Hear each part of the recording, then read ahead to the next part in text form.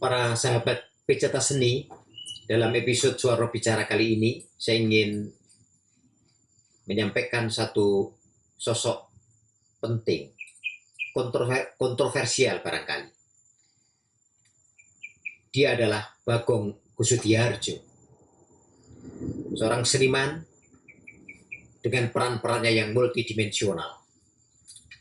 Kali ini saya ingin memberi judul risalah ringkas ini dengan nama Sirkuit Bagong. Tajuk Sirkuit Bagong ini pernah saya gunakan untuk mengkuratori sebagai tajuk kurasi pameran Bagong Kussudiardjo pada 2018 lalu di Padepokan Bagong Kussudiardjo. Bagong Kussudiardjo dilahirkan pada 9 Oktober 1928 dan pada usia 75 tahun beliau meninggalkan kita semua, wafat pada tanggal 15 Juni 2004, dimakamkan di pemakaman keluarga di Gunung Sempu, Yogyakarta. Membicarakan seorang Bagong adalah membicarakan seniman yang berpikir, seniman yang berbicara, seniman yang berkarya dalam rentang waktu yang sangat panjang, yaitu dari tahun 1950-an sampai tahun 2000-an, melewati 3 rezim kekuasaan. Karena itu tak cukup sebetulnya membicarakan Bagong Kussudiardjo ini hanya sepotong-sepotong. Membicarakan latar belakang kehidupan Bagong Kussudiardjo bahkan demikian menarik. Bagong adalah darah biru dari keturunan Hamengkubuwono ke-7 dari Keraton Kesultanan Ngayogyakarta Hadiningrat. Terah darah biru. Tetapi pada fase perjalanan kesenimanannya, dia memilih jalan di luar itu semua. Dia memilih menjadi bagian dari komunitas rakyat atau seniman. Istilah sirkuit itu saya gunakan karena Bagong tidak saja menjalani kehidupan esoterik sebagai seniman, tapi mengabdikan dirinya pada kehidupan seniman dan kesenimanan dan pada seniman. Salah satu contohnya adalah ketika ia membangun Padepokan Bagong Kussudiardjo di daerah Kembaran, Taman Tirto, Bantul, Yogyakarta. Padepokan itu menerima para cantrik-mentrik untuk belajar menari dan menjadi penari. Di samping itu, Bagong tetap teguh dengan pilihannya sebagai pelukis. Bagong bergerak di antara pelukis dan koreografer. Karena itu saya sering kali merasakan, sering kali melihat, menonton karya-karya koreografi Bagong Kussudiardjo adalah menonton lukisan hidup di atas panggung. Tetapi ketika menonton lukisan-lukisan Bagong Kussudiardjo, menonton tarian yang dibekukan di atas bidang gambar. Dua ranah medium ini digulati Bagong dengan tidak tanggung-tanggung. Pak Bagong memiliki keberpihakan yang jelas, tidak saja untuk dirinya sendiri. Pendirian Padepokan. Pada tahun 1950-an, Pak Bagong mendirikan Sanggar Banjarbarong, Sanggar Batik. Ini penting disebut. Sanggar ini didirikan untuk menampung para seniman yang sebagian di antara anggotanya adalah semula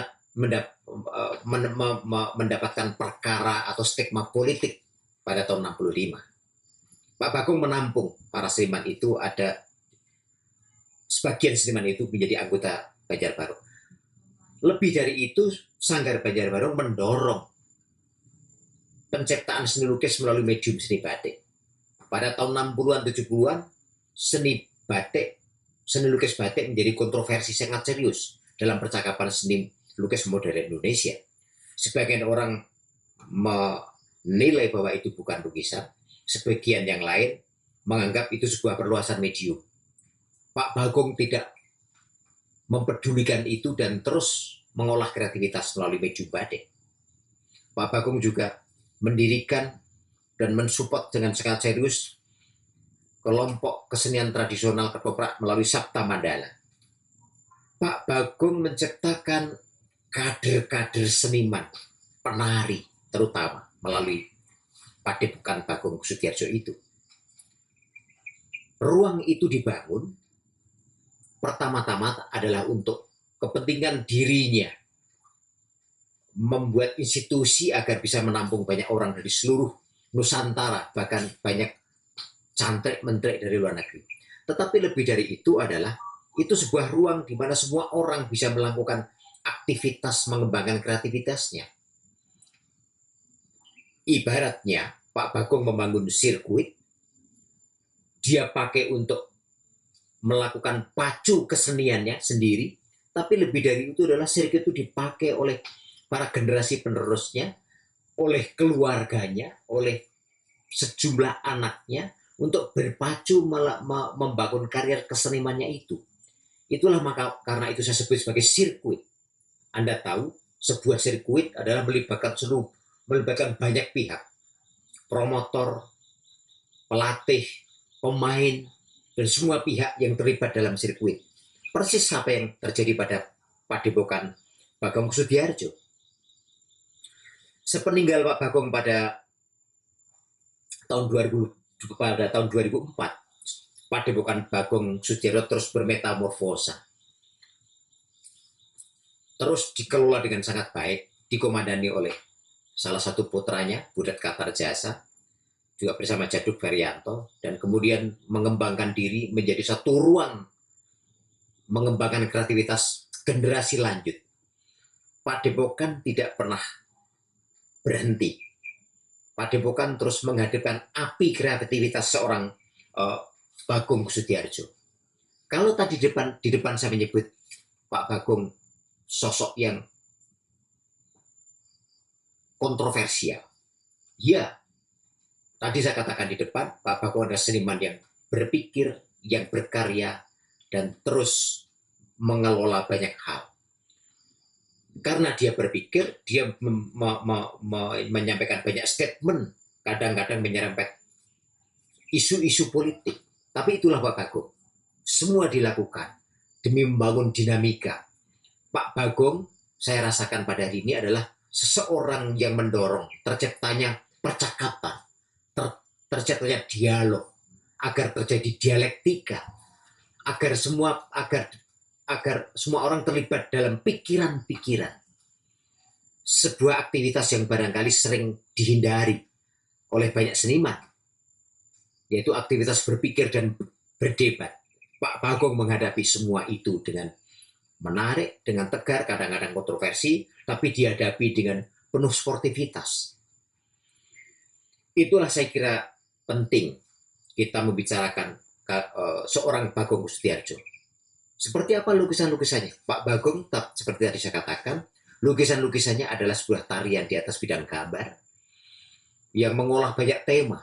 Ada tema-tema personal, potret diri, kesedihan, kemarahan. Ada sejumlah karya potret diri dalam kondisi banyak suasana. Kemudian tema-tema tentang Yesus Kristus misalnya. Atau juga paling banyak adalah tema-tema tentang tarian dan komposisi tari. Sebagian lainnya adalah merespon panorama. Tapi prinsipnya, sebagian besar lukisan Bagong adalah lukisan non-representasional. Memainkan warna-warna di atas bidang gambar itu dengan kelincahan seorang koreografer. Menata, menyusun, mengkondak, menyusun dengan warna-warna, dengan garis bidang tekstur itu bak pertunjukan karya koreografinya seringkali menghipnotis. Tema pentingnya apa? Bisa kita simpulkan hari ini. Tema penting karya seni Bagong adalah berbicara tentang kenusantaraan, tentang Indonesia, tentang keragaman, tentang memberi penghargaan kepada aneka ragam, aneka warna itu. Yang kali ini kita nikmati dan kadang-kadang keanekaragaman menjadi masalah. Pada Pak Bagong itu perjuangan yang terus-menerus diperjuangkan melalui karya-karya koreografinya dan karya-karya seni rupanya.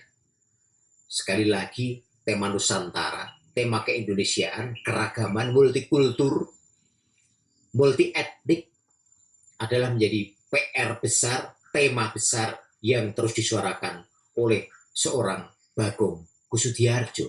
Kita pantas menang seniman ini dengan takzim, dan karya-karya yang diwariskan sungguh menantang kita untuk terus menyelidiki, mengkaji, dan menjadi risalah-risalah yang menjadi pengetahuan yang pantas kita wariskan pada generasi mendatang.